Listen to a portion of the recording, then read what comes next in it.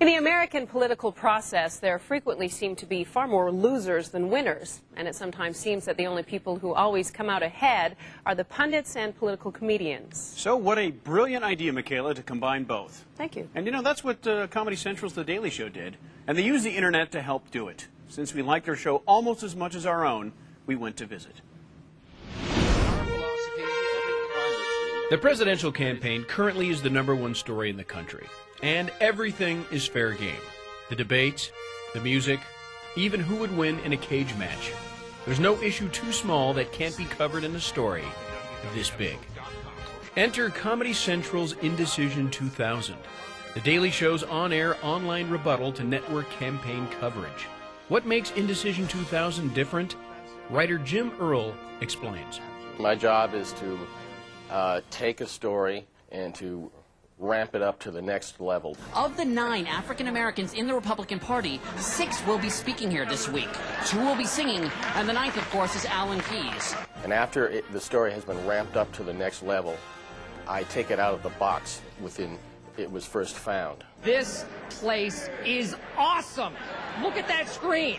That's got to be 40 feet across. Can you imagine seeing a concert here? Jethro Tull? There's not a bad seat in the house. After it is outside of the box, you would think that that would be enough, but no. It's still on the edge of the paper. Why don't you come on back to the studio? Sure. Even though it's on the edge where you would like it to be, you have to take it off the page. And once off the page, it goes online. What we want to accomplish and what we think we have accomplished is a really good synergy between the show and the website. That synergy means, for example, taking the time to respond to one of correspondent Mo Rocca's presidential factoids or tearing down an opponent in the slander studio. And according to Rocca, it's the fans' online response that keeps the feedback loop moving. The Daily Show has a newsletter that's distributed online every day, or about 5 times a week, and it's comments from viewers about the previous night's show, and that's incredibly useful for us. It really is. There are some fans who are huge fans of particular correspondents, like of Mo Rocca or Vance DeGeneres, and they respond in writing to anything that we put up by Mo or Vance or Lewis. These fans, they're just wild for these people. And according to a recent article in the New York Times, these fans translate into voters, solely influenced by political comedy.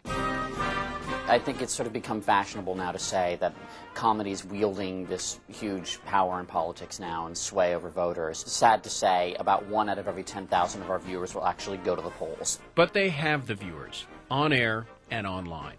And along with satirical sites like The Onion, they're leading a new trend in comedy that mimics the curve of traditional news online. I love the fact that I can get up-to-the-minute political updates, hard news, online, and so it makes equal sense that people should be able to get their political comedy up to the minute online. But feeding a demand for comedy, especially during a taut political season, can be exhausting and tedious. So, let us review. Ramping up to the next level, outside of the box, on the edge, and then off the page. And on election night, John and the boys ramp or cap off their election coverage, but that's all we're saying since there are limits to unpaid promotion.